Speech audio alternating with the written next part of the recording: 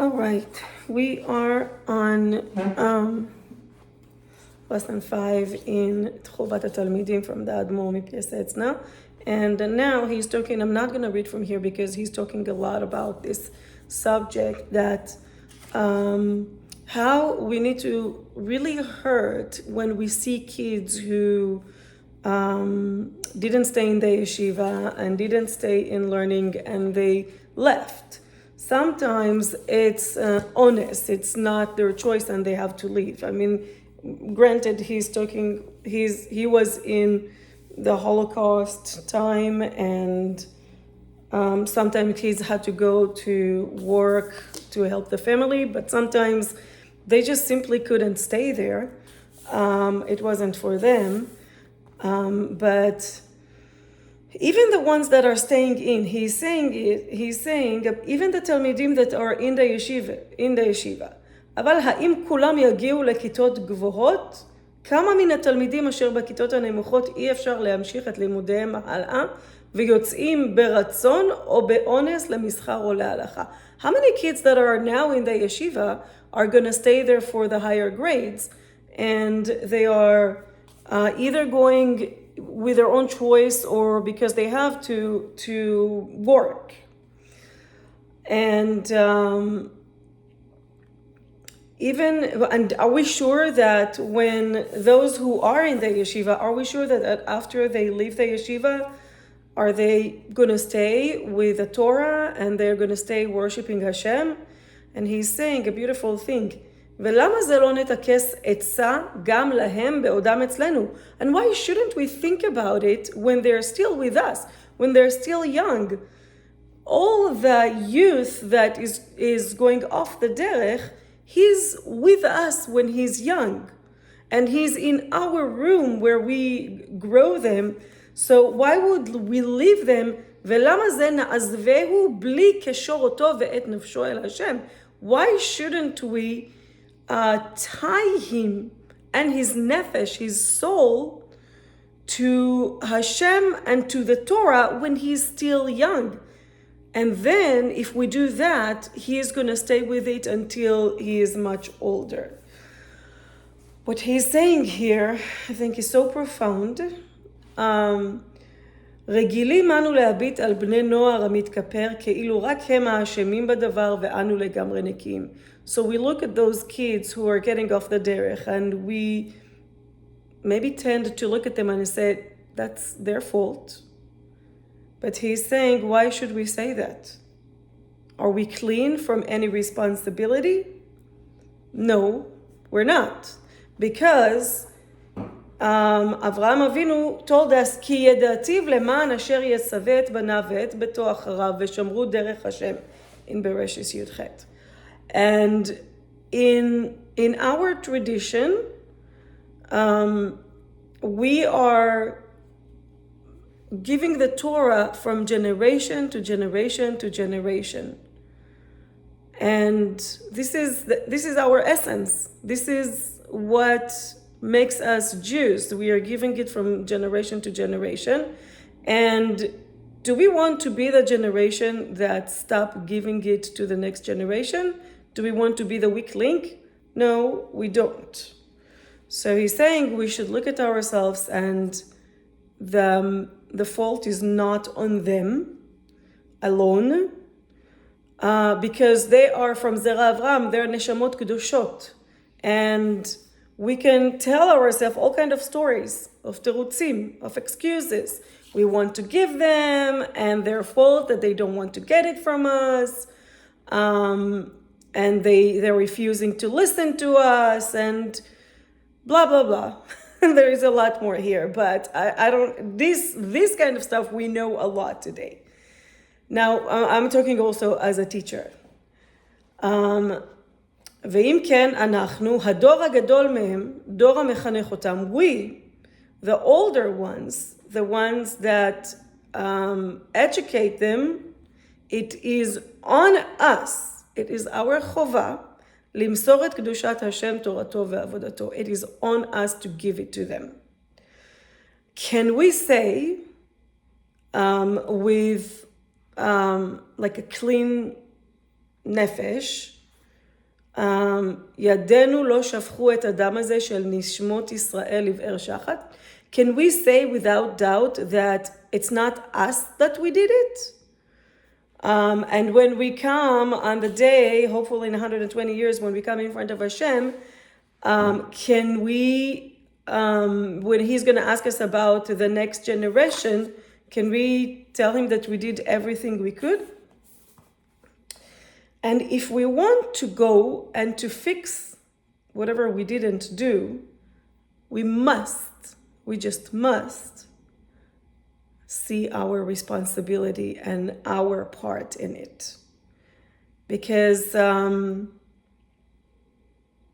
reason why this happened, this is what blew my mind most of all, because all of you that know me knows that I've been working very hard with my own children and as a teacher to find the right formula, because something in the education that is happening today is a lot irrelevant. So I've been really searching and looking for what is the formula that really gets the heart of the kids. We cannot teach a child if we don't have his heart. And listen to what he's saying here at Momi Piasetzna. He says, למה הזנחנו אותם מבלי חקור ומבלי עמוד על מחלת נפשם בעודם רכים? Why did we leave them, abandon them, without searching to each one of them and without looking deeply what is מחלת נפשם? מחלת nefesh really translated as some kind of a psychotic disease. But it's also not just that. I don't think he means that to a psychotic disease, but I think he's talking about inclinations and midos and weakness that a child has. Some kids, I have my own kids. I have one who just tell them what to do and he is going at it in 2 minutes and he finished everything he had to do. And I have ones that you have to ask 20 times before it happens, and even that happens with a lot of crying. So today we call it ADHD, and we call it all kind of other things, but really what he is saying here, this is machalat nefesh. It's some kind of a midah that is a little harder for each one of the kids, and it's our job to look inside each one of those to identify what is the machalat nefesh, when they're still very young, ובידינו לדעת איך ובמה לרפאותם, שאל כל אשר נחפוץ נתם.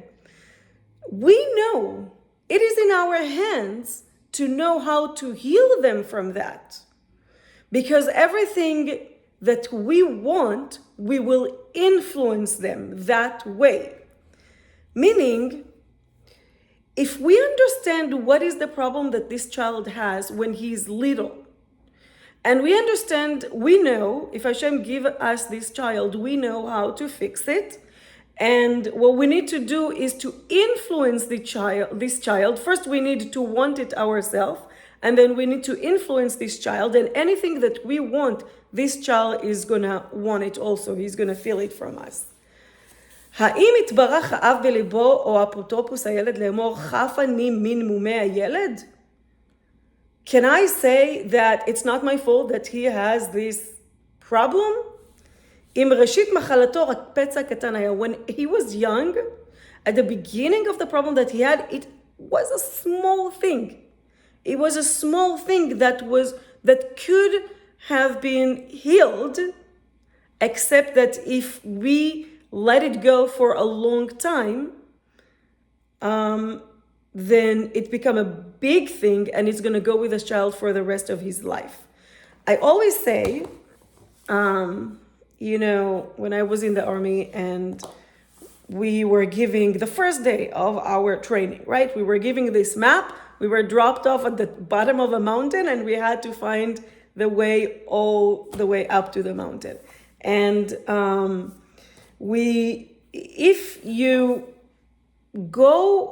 if you make a mistake at the beginning of the trail, then it will keep going away and away from your goal.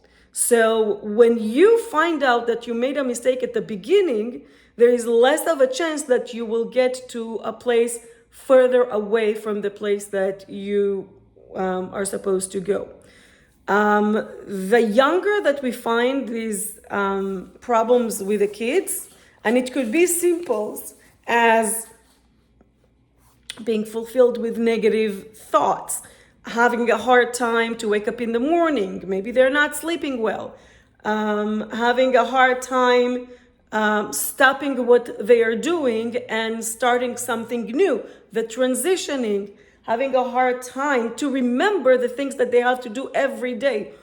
All of those things have very, very simple solutions, and they're all habitual. And if we were able to help kids in the much younger the younger years, we help them for life. That's why now I have dedicated my time to help kids with ages 3 to 6, 7 years old with number sense, because if they get it when they're young, when they get to first, second, fourth, fifth, sixth grade, math is really easy for them because they have the basics, they have the number sense.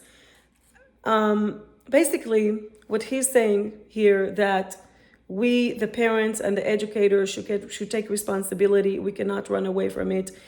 And we cannot do it as a system. This is not a factory. We have to look at each one of the children. We have to see what's the problems that they have. And I must add that in order for us to see that, we have to work a lot of work on ourselves, do a lot of work on ourselves. And through that, what helped me specifically is the crystal eye work. But learning that mechanism helps you to see the specific problems that the kids have and offer them the help very early in the years, so when they grow up, they גם כי יזקין לא יסור ממנה. הצלחה for everybody. Have a great day.